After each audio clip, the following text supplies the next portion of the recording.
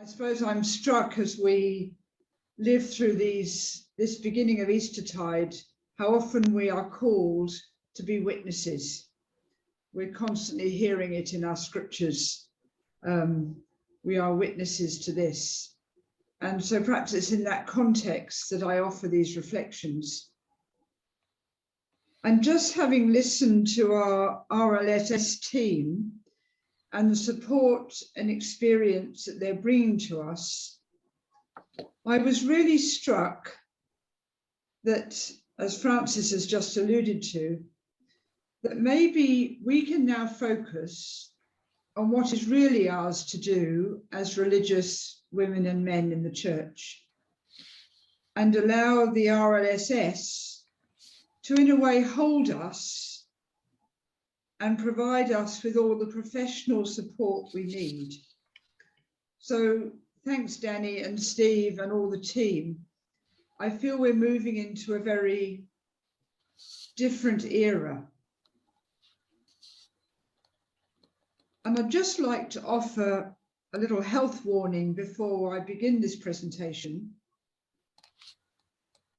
I'm probably not going to say anything new. So feel free to switch off now if you want to. And I'm certainly not offering a ready-made pack of theology or spirituality of safeguarding. And when I saw on the Zoom invite that came out that I was a keynote speaker, I'm afraid I trembled. And I trembled again when I looked at the 5 pages of participants. So I come as a sister amongst brothers and sisters traveling the same path. And in this presentation, what I want to try and offer is just some thoughts, which may prompt some other thoughts, and some reflections, which might prompt some other reflections, and some encouragement to each of us to have the confidence in our safeguarding mission.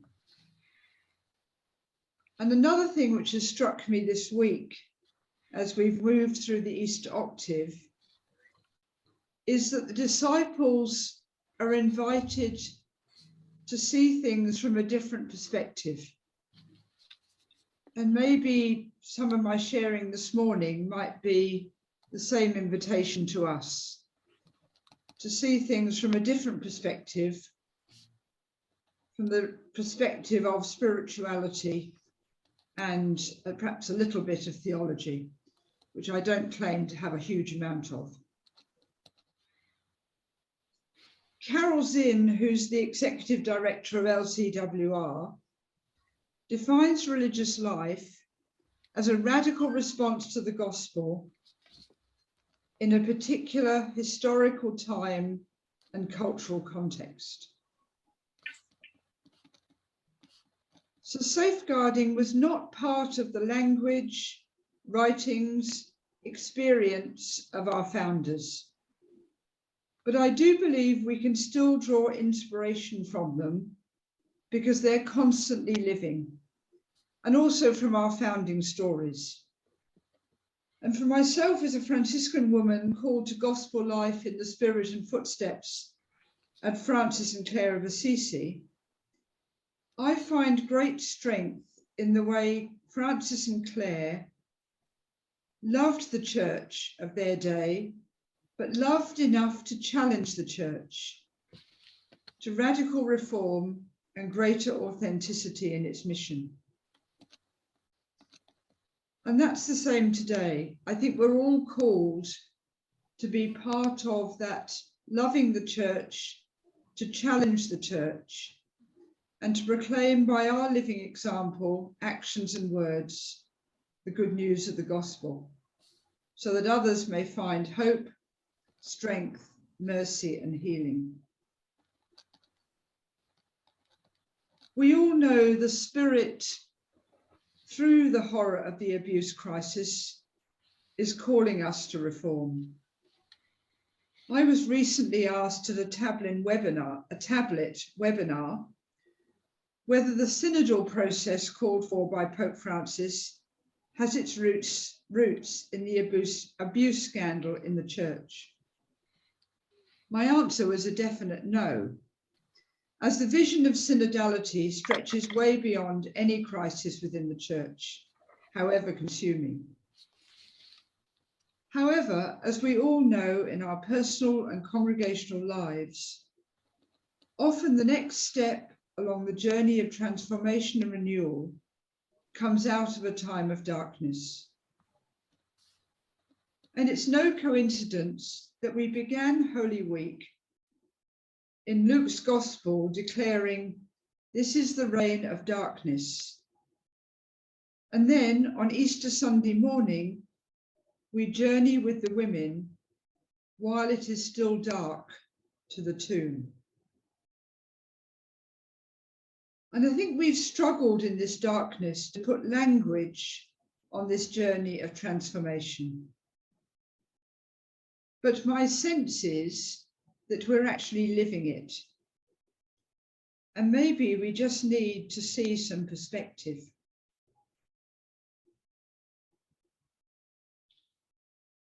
And just a couple of reflections on where we might have come from. And we all know this, we've all got our favourite quotes about we need to know the past so that we can move into the future healthily. This is just one from Norman Mailer.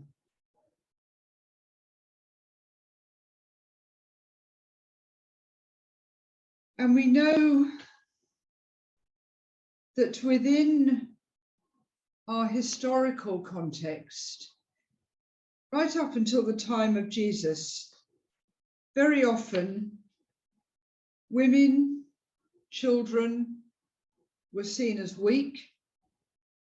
The sick and the vulnerable were viewed as being punished for personal sin, loss of favor with God or even the gods, because it was the same in most religious traditions.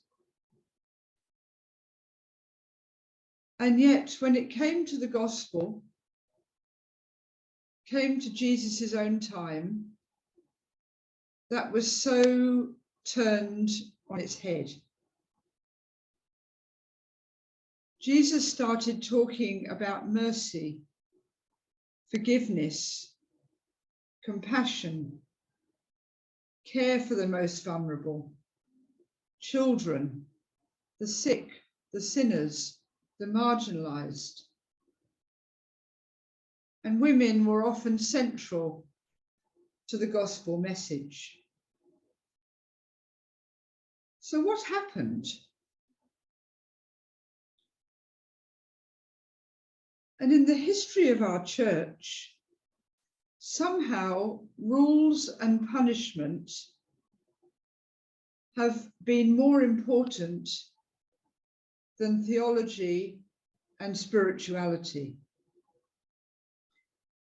And I haven't got time to go into this morning, but one of my colleagues on the Pontifical Commission teaches a lot about this in the Philippines. And I'm just quoting from a couple of his slides. But way back at the Council of Elvira, which is not one we often study, in the year 306, we see the first church laws against abuse, where offenders were to be excluded from communion even at the end.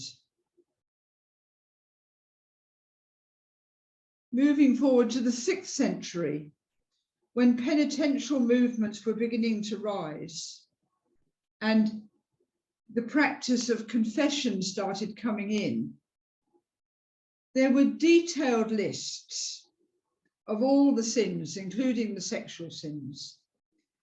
But interestingly, our documents tell us that punishment for clergy or religious was much greater than that for lay people.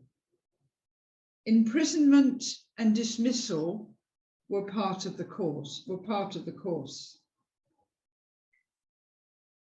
We move through the 3rd and the 4th and the 5th Lateran councils, the Council of Trent, and again, there was huge punishment huge punishment.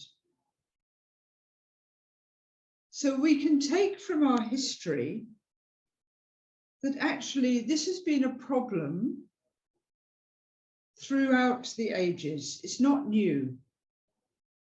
And there's been a systemic issue in the church, not just a few bad eggs. But I think what we've also learnt is law is not enough. Doesn't matter how many laws, how many procedures, how many restrictions, how many punishments, abuse has continued. And we're learning, and we have been learning, I now think for a few decades, that the pastoral response is what's important. And a pastoral response comes from all of us. And as Pope Francis said when he set up the Pontifical Commission, it's about a local responsibility from all the faithful. Because in many ways, we've gone from being the light of the world and the city on the hillside over the centuries to somewhat of a fortress mentality. And I think only if we understand that we have been through these centuries of this kind of protectionist mentality, fortress mentality, we're not going to be able to stand back and understand where we need to move to, because our starting point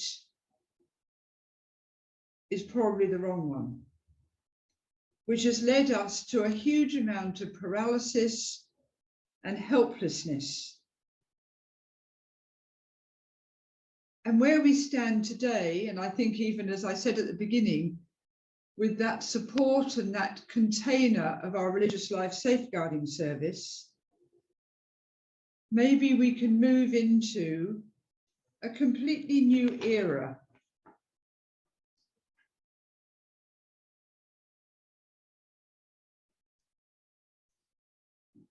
A new era which can be perhaps looked at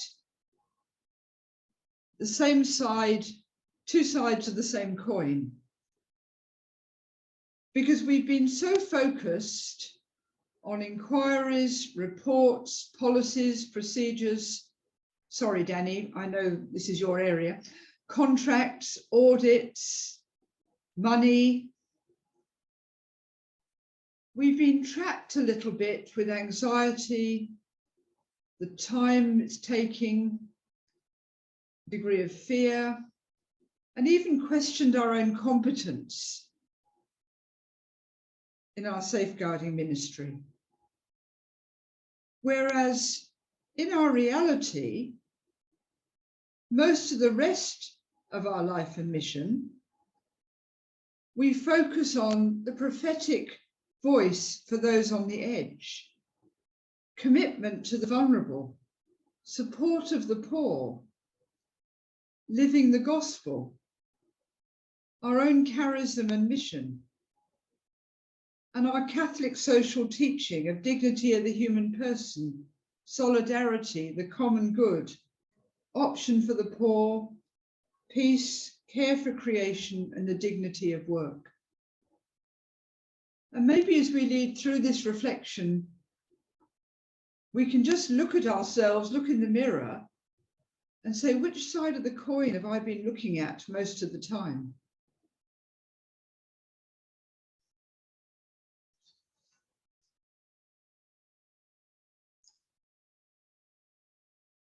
And just to use a few scriptural images to help us move into this spirituality and theology.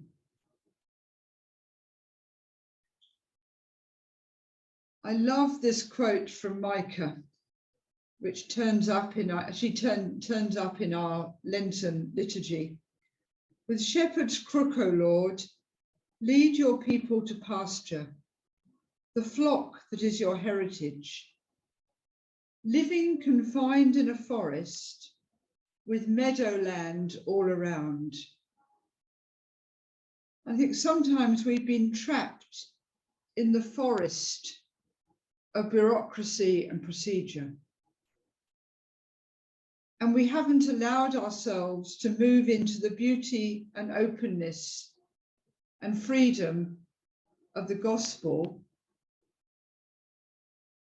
which calls us to look after the fragile and the vulnerable.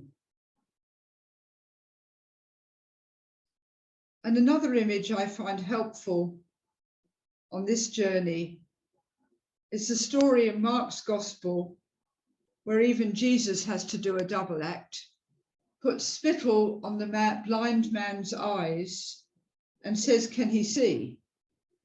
And the man says, "Well, I can, but people look like trees." So Jesus has to put more spittle on his eyes and lay his hands on the blind man, and then he can see again, he can see clearly. And I have a sense the Spirit is calling us and needs us to clarify our vision, to revisit,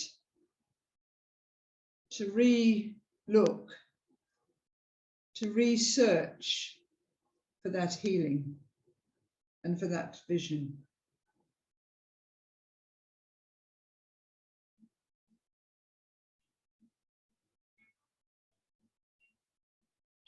Sorry, right, just turning off my phone. A very familiar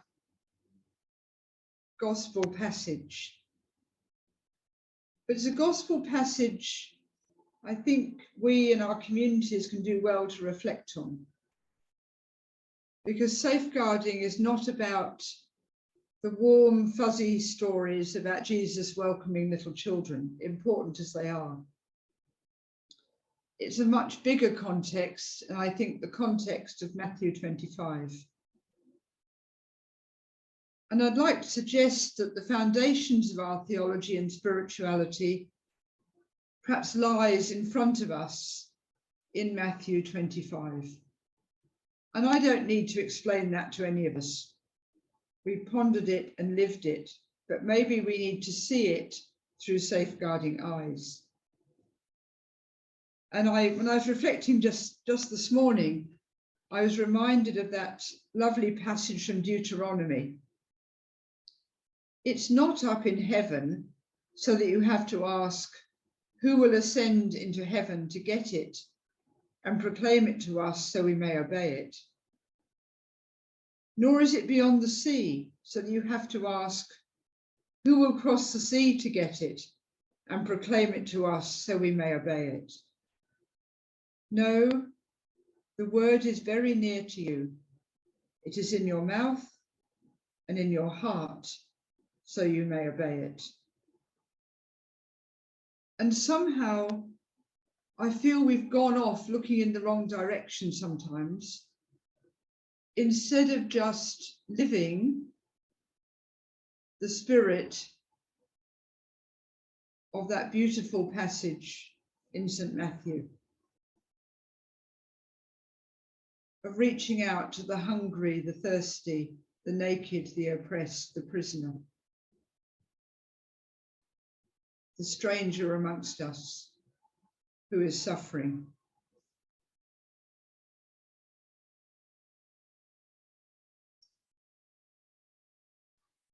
Another scripture passage which is worth reflecting on, I think, is that very raw one of the rich man and poor Lazarus at the door. And for many of us, we all know people broken by abuse, or those whose brokenness have led them to abuse. Maybe we haven't all had cases. Some of us have. Some of us have been through very painful times.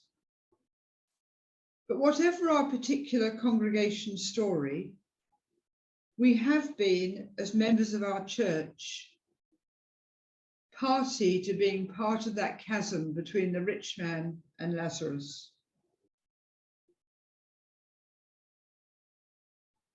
And the invitation to a theology of spirituality and safeguarding means we can't say it's not our problem. I think we've all woken up to the fact that we can no longer say climate change is not our problem. It is very much our problem. And we've done a lot, and Pope Francis has done a huge amount to develop our theology and spirituality of care for creation. And maybe the next bit of work is to develop that same spirituality and theology around safeguarding. To heal the wounds through committed pastoral reflection, contemplative dialogue, focus Lectio Divina, in the light of our own charisms and the light of our lived experience. I'm sure it is there in front of us. We as religious congregations have so much to offer because the protection of the vulnerable lies at the heart of our founders' stories and their writings, our rules, our constitutions, our chapter statements. Taking a stand, going to the edge, taking risks, speaking up, being knocked back and trying again, permeate our stories. We have an abundance of gifts to offer: discernment, hospitality, mercy, prayer, commitment to justice, a heart for the poor and the marginalized. So what is it that blocks us? What is it?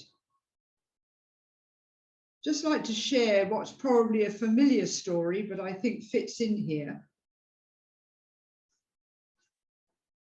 There was a beggar sitting at the side of the road, and a stranger came along, and the beggar called out, "Can you give me something to eat to keep body and soul together?" And the stranger said, "I've nothing to give you, but what about that box you're sitting on? Has that got anything inside for your supper?" The beggar replied, "I've been sitting on this box for as long as I can remember.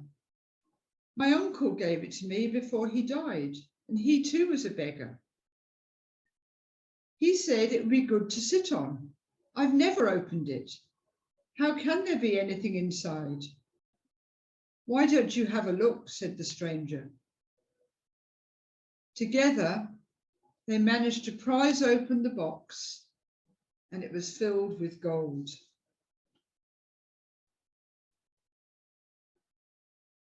I think that gold is our theology and spirituality of safeguarding. And when we look at the theology of safeguarding, the truth of the matter is, I don't think we've got one at the moment, certainly not a very accessible one. And we've been so tied up fighting fires and finding our way through just making our church a safer place. We haven't had time to stop, to pray, to share, and ponder the thinking of God, the theology around safeguarding.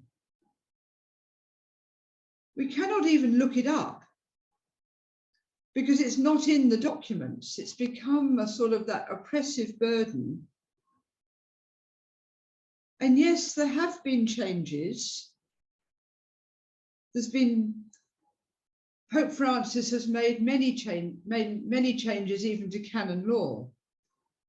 But, you know, the new Code of Canon Law in 1983, there's only one paragraph about sexual acts committed with a minor. In the Catechism in 1994, the only comment is in the context of incest, in the context of marriage.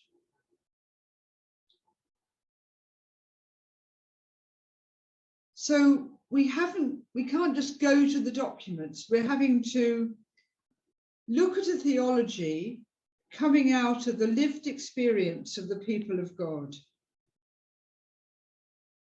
So maybe, as Francis said, this is our 10th meeting and this is the first time we've really looked at this. I think that's a microcosm of the church. And we mustn't beat ourselves up. We need to pick ourselves up, dust ourselves down, and get on with it. And I was very struck last Sunday. In the second reading, we heard St. John talking about his experience on Patmos.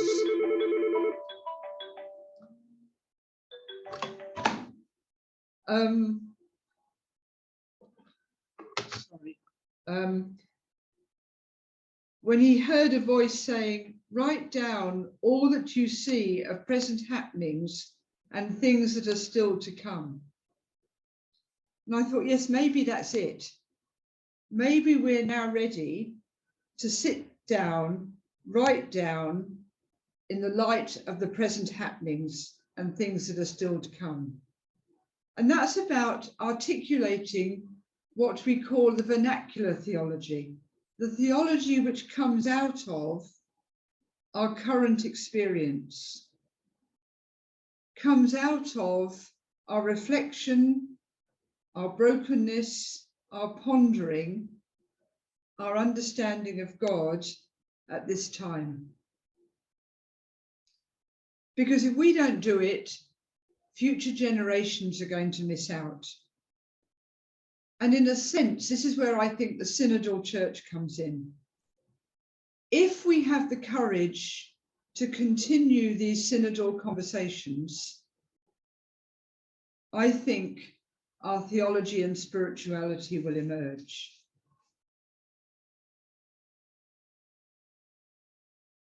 For God, nothing is impossible. We hear that in the Old Testament. We hear it at the Annunciation. We hear it when Jesus is talking about camels going through the eyes of needles. We hear it in curing the sickest. We prayed all during Lent, "By his wounds you have been healed." Can we translate the Paschal mystery we've just celebrated to help us offer a spirituality and theology? By Jesus' wounds we have been healed. And it's through being attentive to the wounds of our sisters and brothers and our communities that we will find healing. And I look in the mirror as I say this. What kind of leadership am I offering? Am I offering to my sisters that vision of Isaiah? "See, I am doing a new deed. Even now it comes to light. Can you not see it?"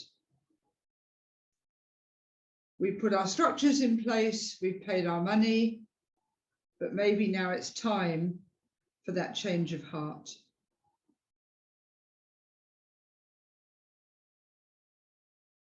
I'm going to skip this reading this, you'll get it in the slides. But I think it's a very powerful statement that Pope Francis makes, calling us to what is ours to do in the church today. I'm just conscious of time. And our great prophet of our times, Timothy Radcliffe, says at the end of this quote, "We have to be touched by the pain of the abused." And that will open our hearts. That will open our hearts to letting that spirituality emerge. And as I just allow these words to come up on the screen,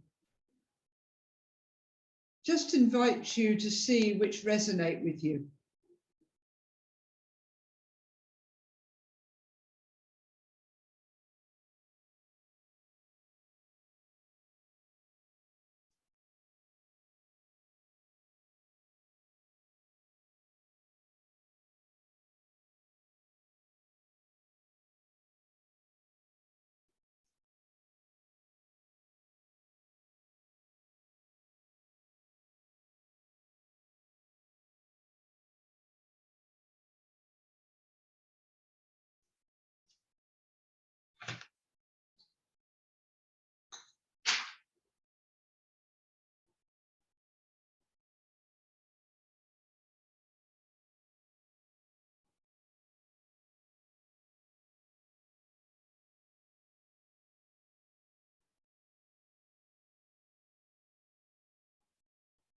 We pray for one another that we will move from the purple to the green, while owning the struggle to move into the new life.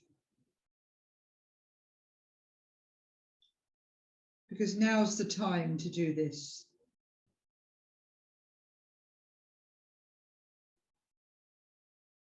I guess I ask the question, am I a glass half full or am I a glass half empty person? We can list till the cows come home the half full, half empty issues that we're struggling with. And I think in developing our spirituality and theology, we need to name those. We don't do safeguarding in isolation. We develop our spirituality and theology in a living context. But maybe the half full, we can just ponder on for a moment. Someone is waking. Someone asleep inside is waking, aroused by the rhythm of the quiet, the pain of the breaking. Be still a while and listen.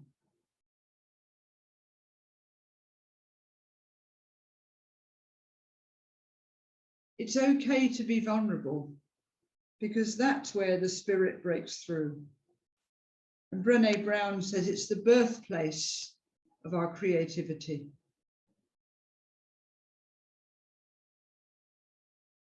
And we know Pope Francis is looking for a church, as he says, I prefer a church which is bruised, hurting and dirty because it's been out on the streets, rather than a church which is unhealthy from being confined and clinging to its own security. We as religious are great at empowerment. We've been on a long journey of empowering one another, empowering our mission partners, empowering people we work amongst. Let's use it to develop this theology and spirituality. Because then that which is Christ-like within us will be crucified and be broken. And that which is Christ-like within us shall rise again. It shall love and create.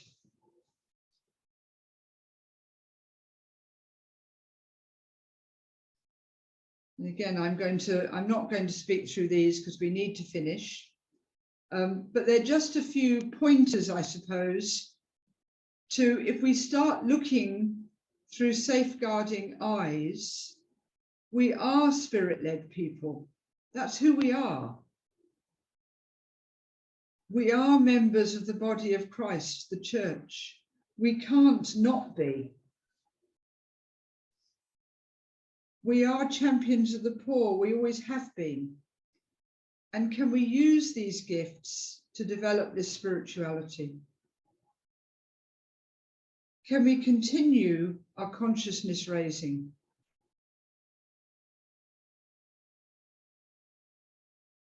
Creating safe environments, I won't say more about that now. Committing ourselves to genuine collaboration and synodality, because out of that will emerge something really precious.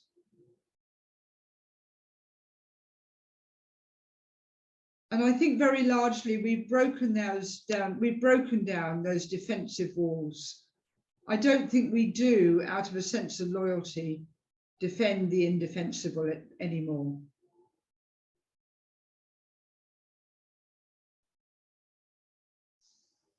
Let's recognize the gift we have been in supporting victims and survivors and keep doing it. Keep speaking about it. Keep being examples of it. Keep promoting healing, both within ourselves, within our communities, and that takes courage. But let's be the city on the light of the world and the city on a hilltop. And I'm delighted both Francis and Danny and Sarah reminded us of integrity in ministry. It is a wonderful tool, and I think it can well be something we can revisit for our community reflection and conversation. And I'd just like to close with this reflection from St. Bonaventure, because remembering that all that we do in the area of safeguarding is for those people who are vulnerable, that we will become more effective at holding the vulnerable and helping make our church a safer place. So I just finish with this. Christ on the cross bows his head waiting for you that he may kiss you. His arms outstretched that he may embrace you. His hands are open that he may enrich you. His body is spread out that he may give himself totally. His feet are nailed that he may stay there. His side is open for you that he may let you enter there. Amen.